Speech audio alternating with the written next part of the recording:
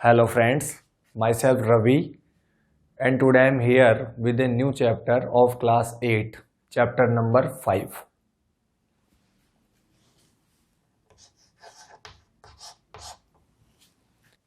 जिसका नाम है कोल एंड पेट्रोलियम।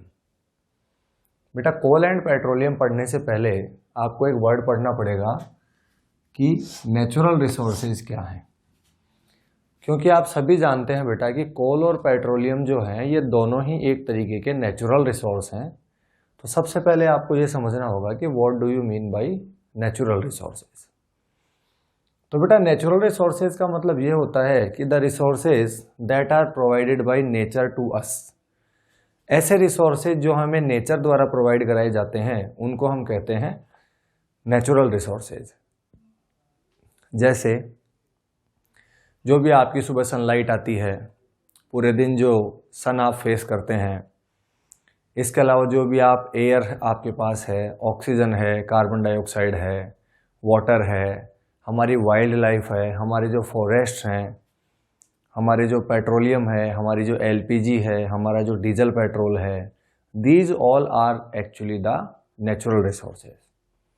ठीक है, ये सभी चीज़ें एक तरीके का नेचुरल रिसोर्स हैं क्योंकि ये सब हमें नेचर ने प्रोवाइड करवाई हैं। क्लियर।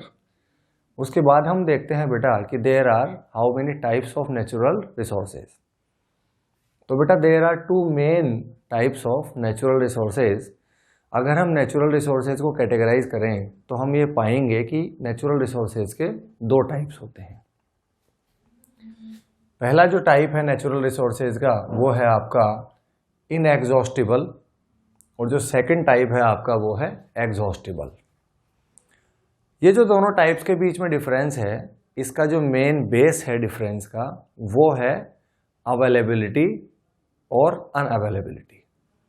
मतलब अगर कोई रिसोर्स इस लैंड पर या इस नेचर में लिमिटेड अमाउंट में अवेलेबल है और अगर वो ह्यूमन कंजप्शन से उसका अमाउंट धीरे धीरे रिड्यूस हो रहा है तो उसको हम कैटेगराइज करेंगे एग्जॉस्टिबल में। एक बार फिर से मैं आपको समझाने की कोशिश करता हूं कि एग्जॉस्टिबल रिसोर्स में हम उस रिसोर्स को कंसिडर करेंगे जिस रिसोर्स का अमाउंट पहले से फिक्स है और वो हमारे यूज करने से घट रहा है, रिड्यूस हो रहा है, उसको हम बोलेंगे exhaustible resource. Like then forest है, हमारी वाइल्ड लाइफ है, जो भी जंगली जानवर हैं, कोल है, पेट्रोलियम है, नेचुरल गैस है, ये सभी जो हैं ये हमारे एग्जॉस्टिबल रिसोर्स में आते हैं। टाइगर लॉयन के बारे में आप सभी ने सुना ही होगा कि टाइगर्स का नंबर काफ़ी कम होता जा रहा है और अब हमारी कंट्री से टाइगर जो है थोड़े टाइम बाद अगर हमने उन्हें नहीं बचाया तो वो एक्सटिंक्ट हो जाएंगे। तो the reason behind it because the tiger is present in a fix amount. तो जो फिक्स अमाउंट में चीज़ें हैं नेचुरल रिसोर्सेज की फॉर्म में और जो हमारे कंजप्शन से रिड्यूस होती जा रही हैं उनको हम कैटेगराइज करेंगे एग्जॉस्टिबल नेचुरल रिसोर्सेज में। Number 2 inexhaustible. तो इनएग्जॉस्टिबल बेटा वो हैं जो हमारे कंजप्शन से जिनके अमाउंट पर कोई फ़र्क नहीं पड़ता। जैसे सनलाइट, आप सुबह देखते हैं कि सनलाइट आ जाती है, फिर वो पूरे दिन सन हमारे साथ रहता है और फिर जब हम नेक्स्ट डे उठते हैं तो फिर से हम सन को वहीं पाते हैं। मतलब सनलाइट की सेहत पे इस चीज़ का कोई फ़र्क नहीं पड़ रहा है कि इस लैंड पर या इस नेचर में जो पर्सन्स का नंबर है, जो एनिमल्स का नंबर है, वो इंक्रीज़ हो रहा है या डिक्रीज़ हो रहा है। वो इक्वली सबको अवेलेबल है। इसके अलावा जैसे एयर है, वाटर है, तो ये आपके लिए इनएग्जॉस्टिबल की कैटेगरी के नेचुरल रिसोर्सेज हैं जो ह्यूमन कंजप्शन से एग्जॉस्ट नहीं होते हैं। Fine, okay. उसके बाद हम धीरे धीरे हमारे चैप्टर की ओर मूव करते हैं। चैप्टर का हमारा नाम है कोल एंड पेट्रोलियम, और coal and petroleum both are actually the fossil fuels. तो अब जो हमारा नेक्स्ट पॉइंट बनेगा कि हमें क्या सीखना है वो हमारा बनेगा कि फॉसिल फ्यूल्स क्या होते हैं। तो बेटा फॉसिल फ्यूल्स वो फ्यूल होता है जो dead remain of living organism से तैयार हो। अगर कोई एनिमल या कोई प्लांट या कोई भी लिविंग ऑर्गेनिज्म अगर डेड हो गया, मर गया, तो उससे जो हमें फ्यूल फॉर्म, उससे जो फ्यूल हमें ऑब्टेन होता है उसको हम बोलते हैं एक तरीके से फॉसिल फ्यूल। जैसे आपने मैन्योर देखा था कि जो मैन्योर है वो प्लांट वेस्ट और एनिमल वेस्ट को डिकम्पोज करके हम तैयार करते हैं, उसमें काफ़ी कम टाइम लगता है। फॉसिल फ्यूल को प्रिपेयर होने में काफ़ी ज़्यादा टाइम, बहुत ज़्यादा ईयर्स इसमें लग जाते हैं, काफ़ी साल, हज़ारों साल इसमें लग जाते हैं। तो फॉसिल फ्यूल की डेफिनेशन आपकी ये होगी, the fuel we obtained from the dead remains of living organisms और प्लांट्स एंड एनिमल्स। अगर किसी भी तरीके के प्लांट और एनिमल के डेड रिमेन से हमें किसी तरीके का फ्यूल ऑब्टेन होता है तो that fuel is known as actually the fossil fuel. Fine. And actually these coal and petroleum both are the fossil fuel, क्योंकि बेटा ये दोनों ही चीज़ें डेड प्लांट्स और डेड एनिमल के रिमेन से हमें ऑब्टेन होती है। कैसे होती है वो हम अभी आपको थोड़ी देर में बताएंगे। चलिए सबसे पहले शुरू करते हैं कोल से, जो कि हमारे चैप्टर का पहला पॉइंट भी है, कोल। तो सबसे पहले बेटा हम आपको बताएंगे स्टोरी ऑफ कोल, उसके बाद धीरे धीरे हम कोल के यूजेज, कोल के टाइप्स, उनके अलग अलग यूजेज के बारे में बात करेंगे। तो बेटा स्टोरी ऑफ कोल काफ़ी इंटरेस्टिंग है, आपको सुन के बड़ा मज़ा आने वाला है। स्टोरी ऑफ कोल का मतलब ये है कि बेटा कोल कैसे प्रोसेस हुआ, कोल कैसे बना। ऐसा तो है नहीं कि कोई चीज़ आज कोई प्लांट वेस्ट खत्म हुआ या कोई प्लांट डेड हुआ और कल हमें उससे कोल ऑब्टेन हो गया, ऐसा नहीं है। ऐसा माना जाता है कि अर्थ पहले अनइवन थी। अर्थ पर जो अनइवन लैंड एरिया था, अनइवन का मतलब हो गया जो प्लेन्स नहीं थे, अनइवन एरियाज थे। उन अनइवन एरियाज पर मतलब आप ये कह सकते हैं कि इस तरीके से जो है वो थोड़े अनइवन एरियाज लैंड पर, अर्थ पर लैंड की फॉर्म में प्रेजेंट थे। और इन अनइवन एरियाज पे आपको काफ़ी सारी वेजिटेशन जो है वो अवेलेबल थी अनइवन फॉर्म में। और ऐसा माना जाता है कि जैसे जैसे नेचुरल डिजास्टर आते गए वैसे वैसे, या जैसे जैसे इनके ऊपर सॉइल डिपॉजिट होती गई, वैसे वैसे धीरे धीरे ये जो अनइवन एरियाज थे ये सॉइल से, ग्रिट से, पेबल्स से, सैंड से कवर होते गए, क्योंकि वो चीज़ें इनके ऊपर डिपॉजिट होती गई। मतलब आपको ये समझना है कि ये जो वेजिटेशन थी या ये जो प्लांट्स थे ये कम्प्लीटली सॉइल से कवर हो गए। और जब ये सॉइल से कवर हो गए तो जब आप किसी चीज़ को अंदर दबा दोगे तो उसका प्रेशर भी इंक्रीज हो जाएगा और उसका टेम्परेचर भी इंक्रीज हो जाएगा। दोबारा समझने की कोशिश कीजिए। ये माना जाता है कि पहले जो अर्थ थी वो अनइवन लैंड एरिया उस पर था, और जब अनइवन लैंड एरिया अर्थ पर था तो उस अनइवन लैंड एरिया पर जो वेजिटेशंस थी वो vegetations due to natural calamities, due to natural disaster, due to natural processes, वो अनइवन जो वेजिटेशन थी यहाँ पर वो धीरे धीरे आपकी सॉइल से कवर होती गई और वो वेजिटेशन कंप्लीटली सॉइल के नीचे कंप्रेस होती गई। और due to high pressure and due to high temperature that plant vegetation ultimately converts into coal. मतलब वो जो अंदर की अंदर प्लांट वेजिटेशन थी वो जल गई, डेथ हो गई उनकी, और वो ऑटोमेटिकली ही कोल में कन्वर्ट हो गई। हालांकि इसमें काफ़ी 300 मिलियन ईयर्स अराउंड इसमें टाइम लगा। 300 मिलियन, ये जो ईयर का डेटा है ये आपकी बुक में भी दिया हुआ है। तो ये है आपके लिए एक इंटरेस्टिंग स्टोरी ऑफ कोल। इस तरीके से ज़मीन के नीचे कोल हमें मतलब प्रिपेयर होके हमारे सामने आया या हमें मिला। फाइन। अब हम पहले कुछ कॉमन यूजेस देख लेते हैं कोल के। आप सभी जानते हैं कि कोल एक काफ़ी यूजेबल फ्यूल है, डेली यूज़ में भी हमारे आता है, और कोल के बहुत सारे यूज़ हमारे लिए हैं। तो देखिए, फर्स्ट जो कोल का हमारे लिए यूज़ है वो है use to cook food.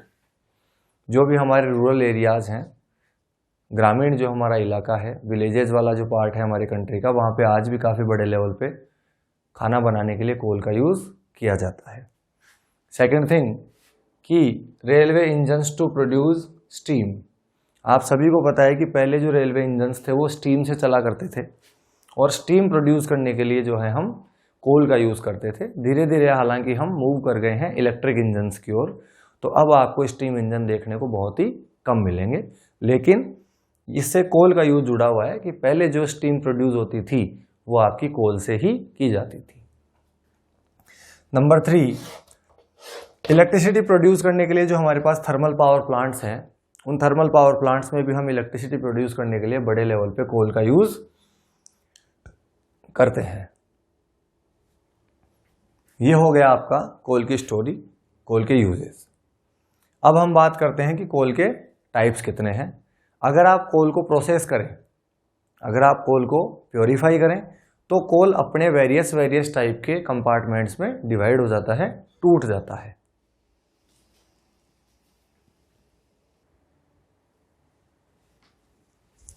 Yes बेटा, तो जब हम कोल को प्रोसेस करते हैं तो हमें कोल के 3 डिफरेंट वैरायटीज ऑब्टेन होती है। फर्स्ट वैरायटी को हम बोलते हैं कोक, जो एक प्योर फॉर्म में, हार्ड फॉर्म में हमें मिलता है, सॉलिड फॉर्म में मिलता है। एक हमें मिलता है इससे लिक्विड, जो थिक लिक्विड होता है, उसको हम बोलते हैं कोल टार। और एक हमें यहाँ से प्रिपेयर होती है कोल गैस। यहाँ स्पेस अवेलेबल नहीं था तो मैंने यहाँ लिख दिया है, प्लीज़ आप ध्यान दें। जो फर्स्ट थिंग हमें ऑब्टेन होती है कोल को प्रोसेस करने से, वो होती है कोक, जो अपने आप में एक थिक, एक हार्ड सब्सटेंस है, एक सॉलिड सब्सटेंस है। और इसको हम basically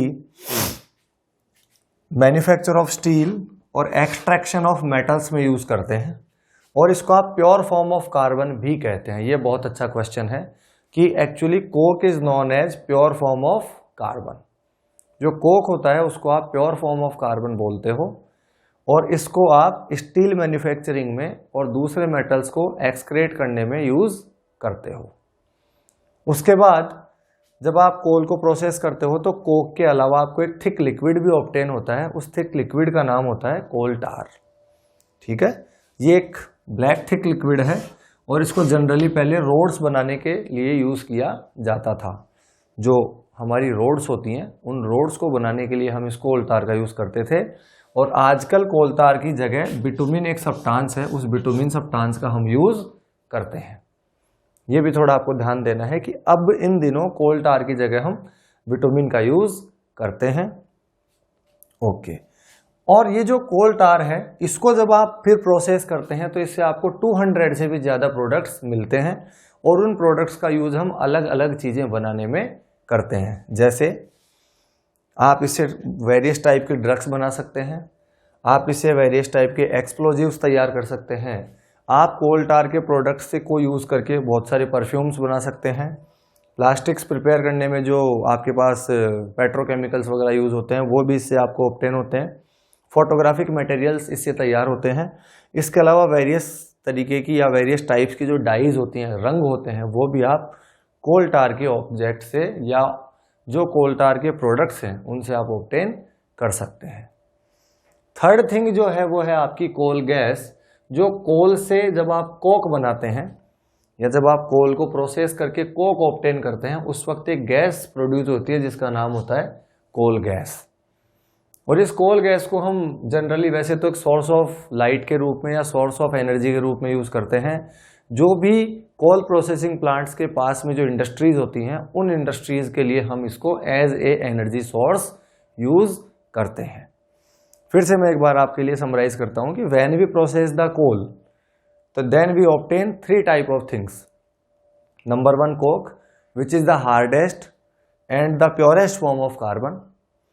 number 2 coal tar. Coal tar जो है वो अपने आप में एक ब्लैक थिक लिक्विड है।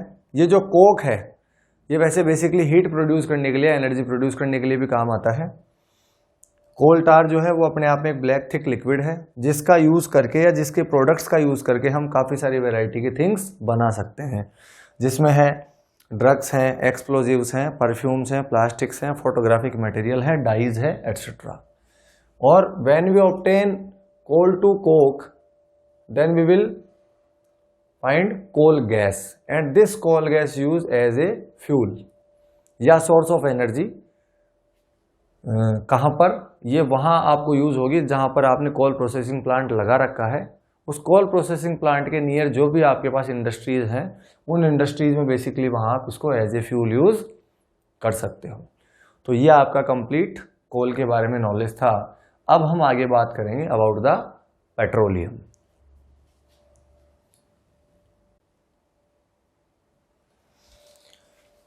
Yes friends, now our topic is petroleum our next topic after the coal. इससे पहले हमने बेटा कोल के बारे में डिस्कशन कर लिया है। कोल की स्टोरी क्या है, कैसे कोल फॉर्म हुआ, क्या क्या कोल के यूजेस हैं, क्या क्या कोल के पार्ट्स हैं और क्या क्या उन पार्ट्स का यूज है।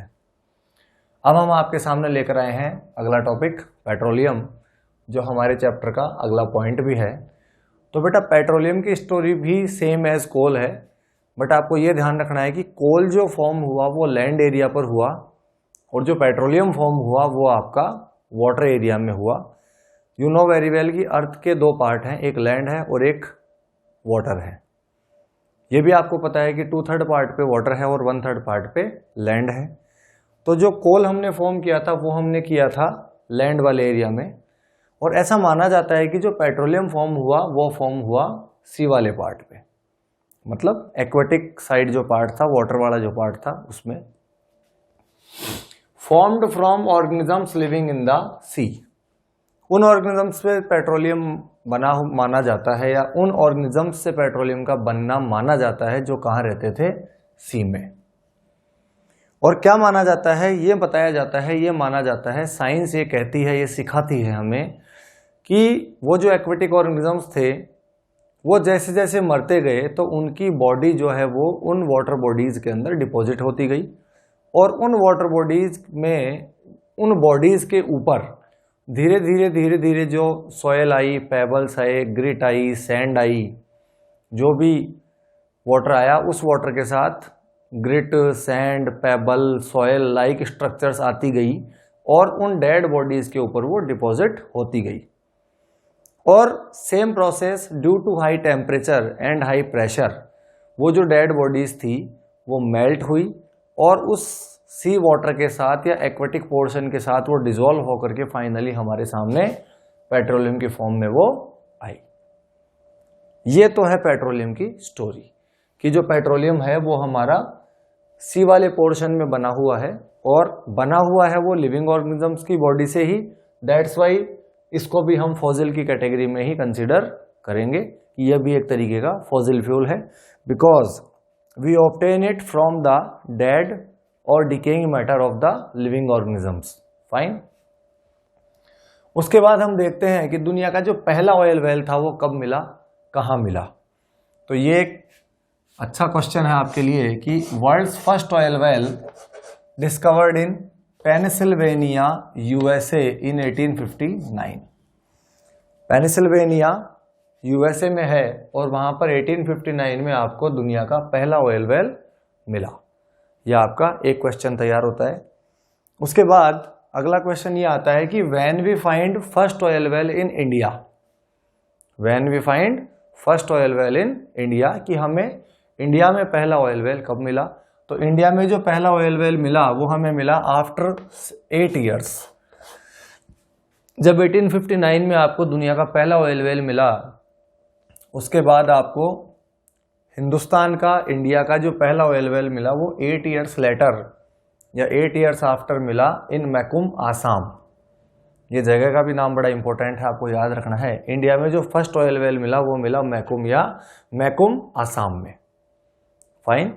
इसके अलावा जो ऑयल रिजर्वर्स हैं इंडिया में, या oil wells generally, oil wells जहां जनरली इंडिया में पाए जाते हैं, उन जगहों का नाम भी आपको याद रखना है। उन जगहों का नाम भी आपसे पूछा जा सकता है। तो देखिए, इंडिया में जनरली ऑयल वेल्स आपको मिलते हैं आसाम एरिया में, गुजरात में मुंबई हाई और river basin of Godavari and Krishna river.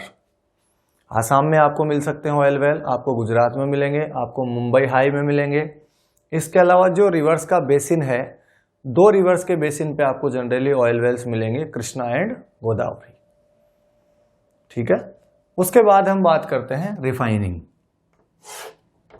Actually आपको ये पता होना चाहिए कि पेट्रोलियम जो है वो एक थिक लिक्विड होता है और उसमें काफ़ी सारे सब्सटेंसेस मिक्सअप होते हैं, like then petrol, diesel, natural gas, paraffin wax etcetera. मतलब पेट्रोलियम जब नेचुरल कंडीशन में नीचे से निकाला जाता है तो वो एक थिक लिक्विड की फॉर्म में आता है, बहुत गाढ़ा हमारे सामने आता है। जैसे हमने देखा था कि कोल जब हम बाहर निकालते हैं तो कोल को भी हम प्रोसेस करते हैं, और प्रोसेस करके हम उससे कोक, कोल टार और कोल गैस, 3 वेरियस थिंग्स हमें ऑब्टेन होती है। उसी तरीके से जब हम पेट्रोलियम को बाहर निकालते हैं तो पेट्रोलियम भी हमारे सामने एक वेरी थिक लिक्विड की कंडीशन में आता है। उस थिक लिक्विड को हमें रिफाइन करना होता है, उसको हमें साफ करना होता है, प्योरीफाई करना होता है, जिससे कि हम उसे उसके वेरियस काइंड ऑफ सब्सटेंसेस में कन्वर्ट कर सकें और उनको हम यूटिलाइज कर सकें। तो इस प्रोसेस को हम बोलते हैं रिफाइनिंग। और ये प्रोसेस जहां परफॉर्म होता है उस बॉडी को हम कहते हैं पेट्रोलियम रिफाइनरी। आप सभी ने कभी ना कभी इसका नाम सुना होगा कि पेट्रोलियम रिफाइनरी क्या होती है। तो हम आपको बताते हैं, पेट्रोलियम रिफाइनरी वो जगह होती है या एक ऐसा प्लांट होता है काफ़ी बड़ा, जहाँ पे हम पेट्रोलियम को वेरियस केमिकल प्रोसेस से गुजार करके, various physical and chemical processes से गुजार करके हम उसको उसके अलग अलग कंपोनेंट्स में कन्वर्ट करते हैं और फिर हम उसको रिक्वायरमेंट के हिसाब से यूज़ करते हैं। तो देखिए, petroleum is a mixture of petrol, diesel, lubricating oil, paraffin wax etcetera. मतलब पेट्रोलियम जो है उसमें पहले से बेटा पेट्रोल भी मिक्स होता है, डीजल भी मिक्स होता है, लुब्रिकेटिंग ऑयल भी मिक्स होता है, पैराफिन वैक्स भी मिक्स होता है और भी काफ़ी सारी चीज़ें आपको पेट्रोलियम में मिक्स मिलेगी। जो पेट्रोल पंप पे आप डीजल और पेट्रोल परचेज करते हैं, खरीदते हैं, जो लुब्रिकेटिंग ऑयल आप व्हीकल्स के इंजन में डालते हैं उनको स्मूथ रखने के लिए, फिट रखने के लिए, या जो भी लुब्रिकेटिंग सब्सटेंसेस हम यूज़ करते हैं वो सारा पेट्रोल में से निकलता है और वो उसका एक प्योरीफाई पार्ट है। जो पेट्रोल डीजल है वो एज इट इज़ नीचे से नहीं आता है। पेट्रोल डीजल हमारे पास पेट्रोलियम की फॉर्म में आता है और हम पेट्रोलियम को साफ करके फिर उससे पेट्रोल और डीजल ऑब्टेन करते हैं। फाइन। उसके बाद हम देखते हैं कि पेट्रोलियम के कुछ यूजेस। तो हम यहाँ पेट्रोलियम के साथ पहले नेचुरल गैस भी पढ़ लेते हैं एक बार, उसके बाद मैं आपको इसके एक साथ यूजेज समझा दूंगा। तो नेचुरल गैस जो है वो भी आपको उसी तरीके से जैसे अपन पेट्रोलियम निकालते हैं वैसे पेट्रोलियम के साथ ही हमें नेचुरल गैस भी ऑब्टेन होती है। मेकिंग सेम है, वही सी पार्ट के अंदर जो लिविंग ऑर्गेनिज्म से बना वो दो पार्ट बने, एक बना पेट्रोलियम, एक बना नेचुरल गैस। नेचुरल गैस को हम एक हाई प्रेशर पर स्टोर करते हैं और उस फॉर्म का नाम होता है CNG, कंप्रेस्ड नेचुरल गैस, ये इसकी फुल फॉर्म है। CNG काफ़ी नाम सुना होगा आपने इसका। आजकल ये व्हीकल्स में फ्यूल की फॉर्म में भी काफ़ी यूज़ होती है। तो कॉन्सेप्ट ये है कि जो नेचुरल गैस हमने सॉइल के नीचे से निकाली, उस नेचुरल गैस को हमने एक कंप्रेस्ड कंडीशन में स्टोर किया और उस स्टोरिंग कंडीशन को हम बोलते हैं CNG। इसका नाम होता है compressed natural gas. Fine, okay. अब आपको एक क्वेश्चन ये पूछा जा सकता है कि why CNG is better than diesel. ये काफ़ी कॉमन क्वेश्चन है NCERT का और आपसे पूछा भी जा सकता है आपकी क्लास के हिसाब से कि why CNG is better than diesel, कि CNG का यूज डीजल से ज़्यादा क्यों होता है, CNG डीजल से बेटर क्यों है। तो इसके काफ़ी सारे आंसर्स हैं आपके पास। नंबर 1, लेस पॉल्यूटिंग है। नेचुरल गैस है तो इसको जलाने पर किसी भी तरीके का आपको कोई पोल्यूशन नहीं मिलेगा। क्लीनर फ्यूल है, बिल्कुल साफ फ्यूल है, इसको बर्न करने पे आपको कोई भी वेस्ट मटेरियल की फॉर्म में चीज़ आपको नहीं मिलेगी। इसके अलावा used in homes and factories directly. इसके साथ सबसे बड़ी चीज़ ये है कि बेटा CNG जहाँ स्टोर है वहाँ से इसको आप पाइपलाइन के थ्रू ट्रांसपोर्ट कर सकते हैं। ये भी एक इसके बहुत अच्छा बेनिफिट है कि CNG can be transported through the pipelines. CNG can be transported through the pipelines at your home और योर फैक्ट्रीज। जहाँ भी आपको CNG का यूज़ करना है आप इसको पाइपलाइन के थ्रू अपने घर तक और फैक्ट्रीज तक पहुँचा सकते हैं। ऐसे नेटवर्क दिल्ली में और गुजरात में, वडोदरा में आपको ऑलरेडी पहले से मिलेंगे। हमारी जो गवर्नमेंट्स हैं वो गुजरात में, दिल्ली में, ऐसे 2-3 जगह पर ये नेटवर्क ऑलरेडी एस्टेब्लिश कर चुकी है जहां लोगों के घरों तक, उनकी फैक्ट्रीज तक CNG की सप्लाई की जाती है। ठीक है। चौथी बात है नॉट शिफन्ड ऑफ बाई थीव्स। ये भी एक सबसे अच्छा फायदा है, इसको आप चोरी नहीं कर सकते क्योंकि ये एक बिल्कुल क्लोज पाइपलाइंस के थ्रू ट्रांसपोर्ट होती है और उस पाइपलाइन के थ्रू चोर जो है या थीव्स जो है वो इसको शिफन्ड ऑफ या चोरी भी नहीं कर सकते। तो ये कुछ CNG के हमारे पास प्रॉफिट्स हैं कि CNG एक तो क्लीनर फ्यूल है, अच्छा ये ज़्यादा एक्सपेंसिव भी नहीं होता है, चीपर भी होता है कंपैरिजन में डीजल और पेट्रोल से।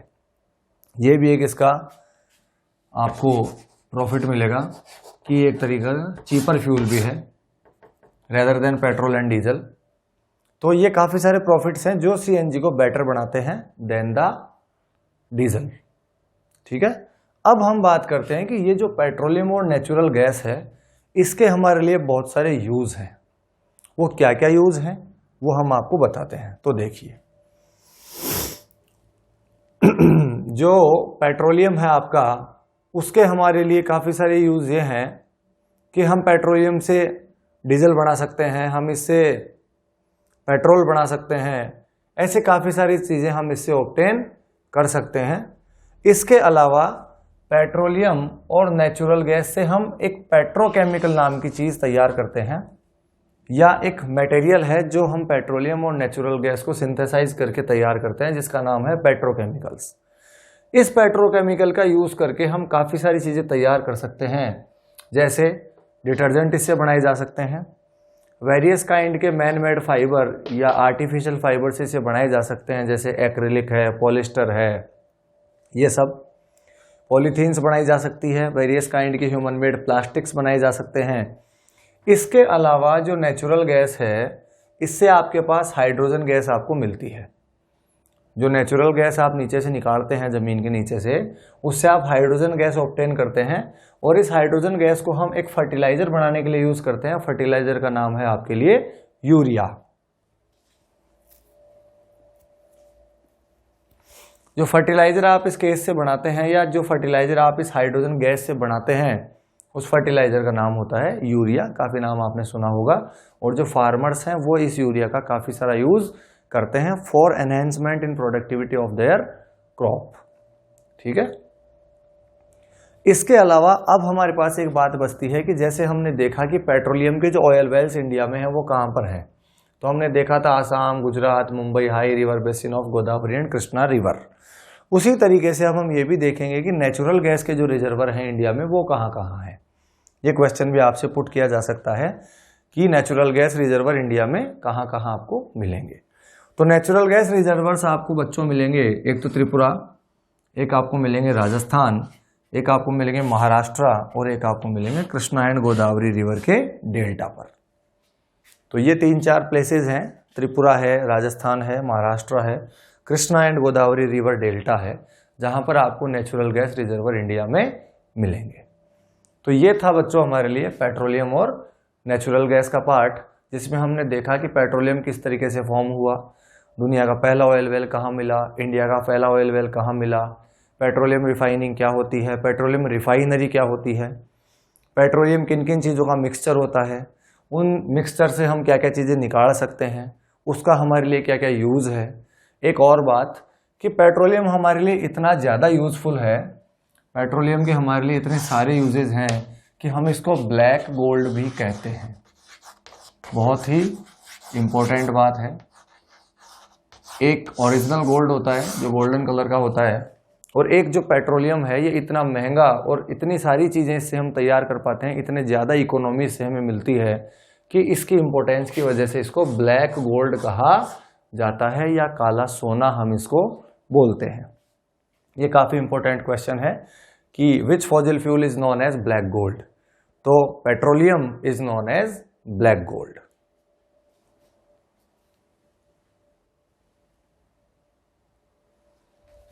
यस बेटा, तो हमने कोल और पेट्रोलियम दोनों चीज़ें कंप्लीट कर ली है।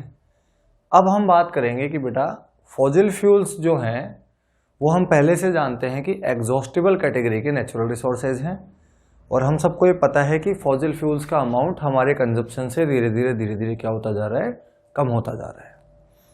तो अब हम कुछ ड्यूटीज़ और कुछ प्रॉब्लम्स के बारे में बात करेंगे कि फॉसिल फ्यूल को हमें एग्जॉस्टिबल तरीके से यूज़ करना चाहिए या अनएग्जॉस्टिबल तरीके से यूज़ करना चाहिए, या हमें लिमिटेड अमाउंट में यूज़ करना चाहिए या अनलिमिटेड अमाउंट में यूज़ करना चाहिए, और उसके क्या क्या प्रॉफिट और क्या क्या लॉसेज हमारे सामने आ सकते हैं। तो देखिए, all of you know very well कि दीज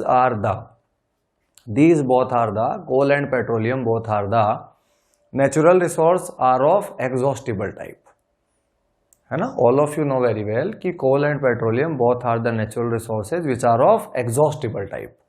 आप सबको ये पता है कि ये सॉइल के नीचे लिमिटेड अमाउंट में प्रेजेंट है, ये हमने आपको बताया है।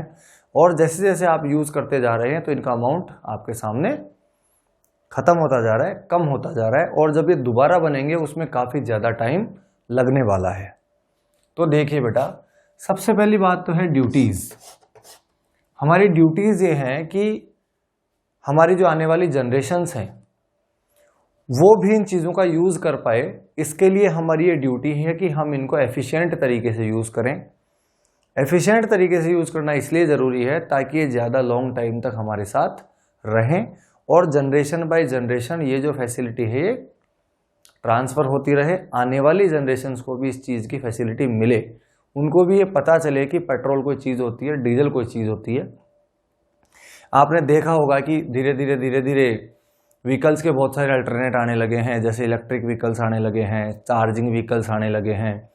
ऐसा सरकारें इसलिए कर रही हैं या ऐसा साइंटिस्ट लोग इसलिए कर रहे हैं क्योंकि हमें पता है कि एज सून एज पॉसिबल एक दिन ऐसा आएगा जिस दिन हमारे नेचुरल रिसोर्सेज जो एग्जॉस्टिबल टाइप के हैं वो ख़त्म हो जाएंगे, और जिस दिन ये ख़त्म हो जाएंगे उस दिन हम हमारी रिक्वायरमेंट्स को फुलफ़िल किस तरीके से करेंगे। तो साइंटिस्ट लोगों ने उसका अल्टरनेट खोजना शुरू कर दिया है, काफ़ी सारे लोगों ने उस पर काम भी वो कर रहे हैं सक्सेसफुली, उनको सक्सेस भी मिल गई है। लेकिन फिर भी ये हमारी ड्यूटी है, एक मॉरल ड्यूटी है कि हम इनको नेक्स्ट जनरेशन के लिए बचा करके रखें ताकि हमारी आने वाली पीढ़ियों को भी इस फैसिलिटी का पता चल सके कि इस तरीके का भी एक फॉसिल फ्यूल होता है जिसको यूज़ करके हम व्हीकल्स को रन कर सकते हैं। दूसरी बात है हार्मफुल इफेक्ट। ये एक बहुत बड़ा पॉइंट है जिस पे बात करनी भी चाहिए कि बेटा सिर्फ ये हमारी ड्यूटी नहीं है कि हम इन चीज़ों का यूज़ एफिशिएंट तरीके से करें, एक्चुअली ये हमारी मजबूरी भी है। क्योंकि आपको पता है कि आज इतनी बड़ी दुनिया है, इतना बड़ा वर्ल्ड है, इसमें कितने सारे व्हीकल्स चलते हैं। वो सारे के सारे जो व्हीकल्स हैं वो सारे फॉसिल फ्यूल पे डिपेंड करते हैं, क्योंकि जो भी पेट्रोलियम प्रोडक्ट है वो सारा उनमें यूज़ होता है। And you know very well कि जो पेट्रोलियम प्रोडक्ट है वो कार्बन का मेजर सोर्स है, मतलब चाहे कोल हो चाहे पेट्रोलियम हो, मेजर सोर्स उसमें कार्बन है। आपको बताया भी था मैंने कि जो कोक है वो प्योर फॉर्म ऑफ कार्बन होता है। तो जब आप किसी भी कार्बन सोर्स को ऑक्सीजन की प्रेजेंस में जलाओगे तो मेनली वो आपको कार्बन डाइऑक्साइड गैस प्रोड्यूस करके देगा। अगर वो कंप्लीटली बर्न हो रहा है तो कार्बन डाइऑक्साइड गैस प्रोड्यूस करके देगा, और अगर वो इनकम्प्लीट बर्न हो रहा है तो वो आपको कार्बन मोनोऑक्साइड पॉइजनस गैस भी दे सकता है। जैसे आपको बताया जाता है कि जो सिगरी होती है उसको आप बंद कमरे में जला के नहीं सो सकते, क्योंकि अगर आप ऐसा करेंगे तो ऑक्सीजन की कमी की वजह से वो इनकम्प्लीट कंबशन करेगी, और इनकम्प्लीट कंबशन करने की वजह से वो कार्बन मोनोऑक्साइड प्रोड्यूस करेगी, और in the presence of production of carbon monoxide you will be die. आपकी उस केस में डेथ हो जाएगी, क्योंकि वो आपकी हीमोग्लोबिन बाइंडिंग कैपेसिटी को रिड्यूस कर देगी। तो ये सिर्फ हमारी एक ड्यूटी नहीं है, ये एक्चुअली हमारी एक मजबूरी भी है कि इसके बहुत सारे हार्मफुल इफेक्ट हैं। जब भी आप किसी कार्बन सोर्स को ऑक्सीजन की प्रेजेंस में जलाओगे तो अल्टीमेटली वो आपको CO2 गैस प्रोड्यूस करके देगा, और CO2 जो है वो बेटा एक तरीके की आपके पास है ग्रीन हाउस गैस। क्या है ये? एक ग्रीन हाउस गैस है, और ग्रीन हाउस गैसेज का अगर अमाउंट एनवायरनमेंट में बहुत ज़्यादा निकलता है तो they will cause ultimately global warming. आप सभी ग्लोबल वार्मिंग से परिचित हैं, आपको पता है कि ग्लोबल वार्मिंग का मतलब क्या होता है। अर्थ का जो टेम्परेचर है वो धीरे धीरे राइज हो रहा है due to human activities, due to deforestation, क्योंकि CO2 को फिक्स करने की जो ड्यूटी है वो सिर्फ प्लांट्स के पास है, और जैसे जैसे आप प्लांट्स को काटते जा रहे हो और दूसरी तरफ आप CO2 का प्रोडक्शन काफ़ी तेज़ बढ़ा रहे हो, एक तरफ आप बढ़ाते जा रहे हो, दूसरी तरफ जो CO2 को फिक्स करने वाले ऑब्जेक्ट आपके पास हैं उनका अमाउंट आप रिड्यूस करते जा रहे हो, तो अल्टीमेटली जो बैलेंस है वो CO2 का डिस्टर्ब होता जा रहा है, और CO2 का अमाउंट कंटिन्यूसली इंक्रीज हो रहा है, और वो ग्लोबल वार्मिंग को लीड कर रहा है, और इससे ग्लोबल वार्मिंग बढ़ रही है, अर्थ का टेम्परेचर इंक्रीज हो रहा है, जो ग्लेशियर्स हैं वो मेल्ट हो रहे हैं, आपको अनइवन सीजन्स मिल रहे हैं। तो ये सारी जो प्रॉब्लम है वो सिर्फ और सिर्फ पॉल्यूशन की वजह से है, और पॉल्यूशन किसकी वजह से क्रिएट हो रहा है? कंबशन ऑफ फॉसिल फ्यूल की वजह से। जितना भी फॉसिल फ्यूल आज इस पूरी दुनिया में जलाया जा रहा है उस फॉसिल फ्यूल की वजह से एयर पॉल्यूट हो रही है, और एयर पॉल्यूट होकर अल्टीमेटली ग्लोबल वार्मिंग को लीड कर रही है। तो ये बहुत ज़रूरी है कि हम इनको कम से कम मात्रा में यूज़ करें, लीस्ट अमाउंट में हम इनका यूज़ करें, जब ज़रूरी हो तो ही हम इनका यूज़ करें। उसके लिए काफ़ी सारी प्रैक्टिसेज हैं जो आपको ध्यान में रखनी है, अपने फैमिली मेम्बर्स को भी बतानी है कि जैसे जितना हो सके आप पैदल चलने की कोशिश करें, बाइसिकल्स यूज़ करें, मतलब आपको इलेक्ट्रिक व्हीकल्स यूज़ करने चाहिए, चार्जेबल व्हीकल्स यूज़ करने चाहिए, ताकि आप फॉसिल फ्यूल को बर्न ना करें। फॉसिल फ्यूल को बर्न हम सिर्फ इसलिए ना करें क्योंकि उनका अमाउंट लिमिटेड है, हम इसलिए भी ना करें बिकॉज दे कैन क्रिएट और they are causing a very serious problem in the form of air pollution. वो एयर पोल्यूशन की फॉर्म में आपके सामने बहुत बड़ी प्रॉब्लम क्रिएट कर रहे हैं, जिससे कि काफ़ी सारी डिजीजेज लोगों को हो रही है। बहुत बड़ी प्रॉब्लम है आज की कि जो एयर पोल्यूशन है उसको किस तरीके से रिड्यूस किया जाए। व्हीकल्स रोड पे चलते हैं तो वो नॉइज पोल्यूशन भी करते हैं, वो एयर पोल्यूशन भी करते हैं, काफ़ी सारी प्रॉब्लम हमें उससे होती है। काफ़ी सारा लुब्रिकेंट भी हमें यूज़ करना पड़ता है टाइमली जब हम व्हीकल्स की सर्विस करवाते हैं। तो हमारी ड्यूटी ये है कि जहाँ ज़रूरी हो वहीं हम व्हीकल्स का यूज़ करें, अदरवाइज़ हम उसका कोई ना कोई अल्टरनेट निकालें। आप लिफ्ट का यूज़ करने के बजाय स्टेयर्स का यूज़ करें। बेवजह अगर कोई इक्विपमेंट यूज़ हो रहा है इलेक्ट्रिक, तो उस इलेक्ट्रिक इक्विपमेंट का बेवजह यूज़ आप ना करें। जैसे मान लीजिए कोई फ़ैन बेवजह ऑपरेट हो रहा है, कोई कूलर बेवजह ऑपरेट हो रहा है, कोई बल्ब बेवजह ऑपरेट हो रहा है, तो ये आपकी ड्यूटी है कि आप उसकी ऑपरेटिंग को बंद करें if you are not using them. Fine. तो ये हमारी कुछ ड्यूटीज़ भी हैं और इसके हमारे पास काफ़ी हार्मफुल इफेक्ट भी हैं। इसलिए हमारे को फॉसिल फ्यूल्स का जो यूज़ है वो लीस्ट अमाउंट में करना चाहिए। ठीक है। अब इंडिया में जो एक PCRA है, petroleum conservation research association, PCRA एक ऐसी बॉडी है जो पेट्रोल को कंजर्व करने के लिए लिमिटेशंस बताती है या कंडीशंस बताती है कि किस तरीके से आप पेट्रोलियम का या डीजल का यूज़ रिड्यूस कर सकते हैं या इन प्रैक्टिसेस से आप उसको बर्न होने से थोड़ा रोक सकते हैं। तो ये हम हमारे लिए आपके लिए कुछ 3-4 चीज़ें लेकर आए हैं। ये PCRA द्वारा ही डायरेक्टेड है। PCRA ये बातें हमें बताता है कि इस तरीके से आप अपने व्हीकल्स को ऑपरेट करें जिससे कि आप उनके फ्यूल कंजप्शन को थोड़ा सा कम कर सकते हैं। पहला तरीका है कि always drive eight a constant and moderate speed. जब भी आप अपना व्हीकल ड्राइव करें तो उसको हमेशा एक मॉडरेट और एक कांस्टेंट स्पीड पर चलाएं, जिससे कि उसकी फ्यूल एफिशिएंसी इंक्रीज हो सके, बढ़ सके और वो कम फ्यूल में आपको ज़्यादा डिस्टेंस ट्रेवल करके दे। दूसरी बात है कि जब भी आप ट्रैफिक सिग्नल पे हैं तो ऑलवेज अपने इंजन को हमेशा आप क्या रखें, ऑफ रखें। Always keep your engine of at the traffic signals. जब भी ट्रैफिक सिग्नल पे आपकी गाड़ी रुके और आपको लगे कि 1 मिनट या इससे बियॉन्ड की रेड लाइट है, तो आपको इंजन हमेशा स्विच ऑफ कर लेना है और जैसे ग्रीन लाइट होने वाली हो आपको वापस से इंजन ऑन करना है। Number 3, ensure always A correct tyre pressure. Vehicle के जो टायर्स हैं उनमें एयर होती है और टायर प्रेशर का भी माइलेज में बहुत बड़ा रोल होता है, तो हमेशा अपने टायर्स का प्रेशर करेक्ट रखें। Number 4, maintenance of vehicle mandatory at regular interval. Time to time अपने व्हीकल की सर्विस करवाएं, उसका मेंटेनेंस प्रॉपर रखें। अगर आप मेंटेनेंस प्रॉपर नहीं रखेंगे तो वो धीरे धीरे ख़राब होता जाएगा और जैसे जैसे व्हीकल ख़राब होता जाएगा उसकी फ्यूल एफिशिएंसी रिड्यूस होती जाएगी, वो कम माइलेज, कम एवरेज आपको देगा, जिससे आपके व्हीकल में आपको फ्यूल ज़्यादा यूज़ करना पड़ेगा और वो पॉल्यूशन भी ज़्यादा प्रोड्यूस करेगा। उसके दोनों आपको लॉस होंगे।